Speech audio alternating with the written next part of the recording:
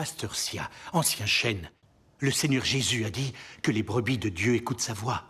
Si vous lisez les paroles de Dieu Tout-Puissant, vous y verrez sans doute la voix de Dieu. Vous voulez que je lise les paroles de Dieu Tout-Puissant, que j'écoute la voix de Dieu? Mais c'est inutile. Où la voix de Dieu se trouve-t-elle vraiment?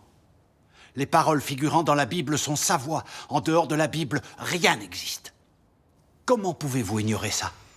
Le Seigneur Jésus a prophétisé son retour et nous a fait écouter la voix de Dieu. Ils nous l'ont fait écouter à travers la Bible. Si vous ne cherchez pas à écouter sa voix dans la Bible, le Seigneur ne l'admet pas. Amen. Amen. Comment se fait-il que cela ne vous saute pas aux yeux? Le pasteur Sia a raison. Les paroles de Dieu sont toutes dans la Bible. Comment pourrait-il en exister ailleurs? Amen. Vous cherchez la voix de Dieu en dehors de la Bible. N'est-ce pas là s'écarter du chemin du Seigneur? Oui. La croyance au Seigneur implique d'obéir à la Bible en permanence. S'en écarter, c'est de l'hérésie. Il faut que vous compreniez bien ça. Pasteur Sia, ancien chêne. Vous dites que ces paroles sont toutes dans la Bible et qu'aucune autre ne peut exister ailleurs. Cela correspond-il aux faits?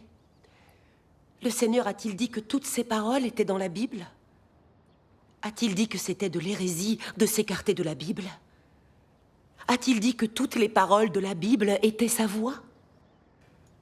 Vous qui êtes pasteur et ancien, vous devriez savoir que le Seigneur Jésus a œuvré durant 3 ans et demi et qu'il a prêché en tout lieu. Il a donc dû dire beaucoup de choses. Serait-ce possible qu'il n'ait prononcé que ces quelques paroles consignées dans la Bible? Souvenez-vous des paroles de l'apôtre Jean. Jésus a fait encore beaucoup d'autres choses. Si on les écrivait en détail, je ne pense pas. Je ne pense pas que le monde même pût contenir les livres qu'on écrirait. Pasteur Sia, comment pouvez-vous affirmer que ces paroles n'existent pas en dehors de la Bible? Cela ne correspond pas aux faits. Absolument. Le Seigneur Jésus a clairement prophétisé « J'ai encore beaucoup de choses à vous dire, mais vous ne pouvez pas les porter maintenant. Quand le Consolateur sera venu, l'Esprit de vérité, il vous conduira dans toute la vérité. Car il ne parlera pas de lui-même, mais il dira tout ce qu'il aura entendu, et il vous annoncera les choses à venir. Voici, je me tiens à la porte et je frappe. Si quelqu'un entend ma voix et ouvre la porte, j'entrerai chez lui. Je souperai avec lui, et lui avec moi. » Et l'Apocalypse l'a prophétisé de nombreuses fois, que celui qui a des oreilles entende ce que l'Esprit dit aux églises.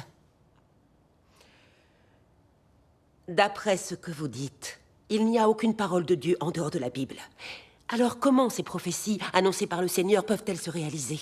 Oui, les prophéties annoncées par le Seigneur étaient claires. Après son retour, il dirait bien d'autres choses et exprimerait bien d'autres vérités.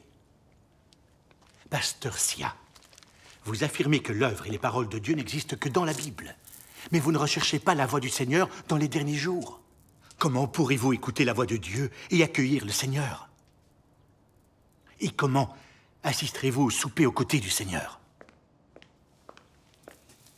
Pasteur Sia, ancien chêne, vous constaterez l'existence des paroles de Dieu en dehors de la Bible lorsque vous aurez écouté des paroles de Dieu Tout-Puissant.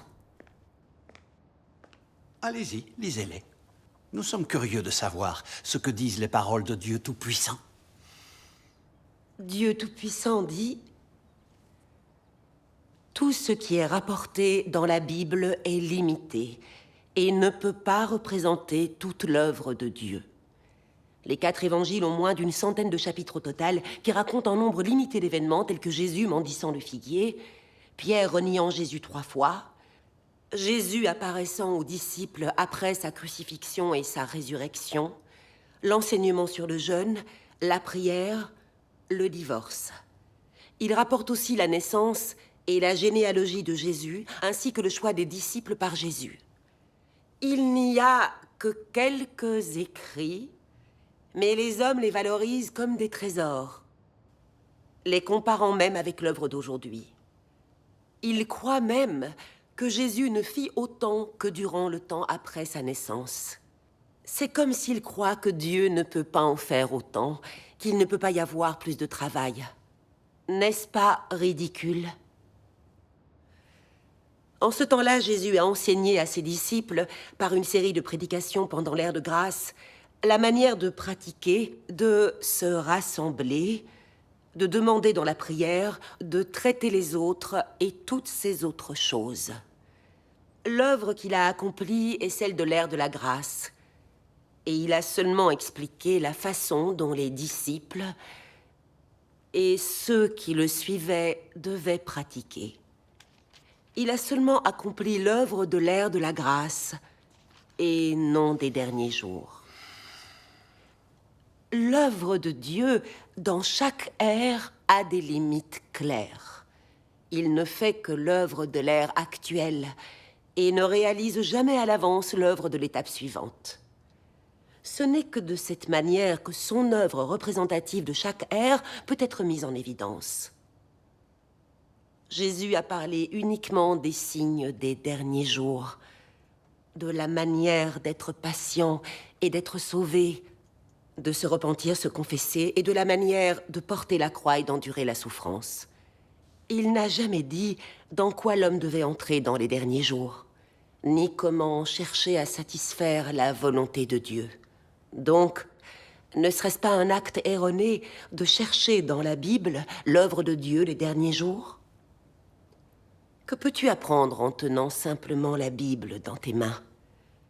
Qu'il soit un exégète de la Bible ou un prédicateur, qui peut connaître d'avance l'œuvre d'aujourd'hui? Le fait que j'explique ici est le suivant. Ce que Dieu est et est à jamais, intarissable et illimité, Dieu est la source de vie et de toutes choses. Dieu ne peut pas être saisi par aucun être créé. Pour finir, je dois encore rappeler à tout le monde, ne délimitez pas Dieu dans les livres, les paroles, ou ses déclarations passées une fois encore. Il n'y a qu'un seul vocable pour la caractéristique de l'œuvre de Dieu, nouveau. Il n'aime pas prendre les sentiers battus ou répéter son œuvre. Et de plus, il ne veut pas que les gens l'adorent en le délimitant dans une certaine sphère. C'est cela, le tempérament de Dieu. Amen. Dieu est le Seigneur de la création et la source de vie pour l'humanité. Les paroles de Dieu sont en cours d'eau sans fin, sans limite. La Bible n'est que l'ouvrage où est consignée son œuvre de l'ère et de la loi et l'ère de la grâce. Seule une partie de ses paroles y sont citées.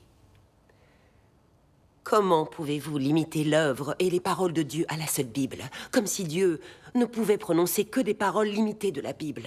N'est-ce pas définir Dieu et blasphémer? Vous limitez l'œuvre et les paroles de Dieu à ce qui existe dans la Bible, et vous faites tout pour résister à l'œuvre et aux paroles de Dieu dans les derniers jours.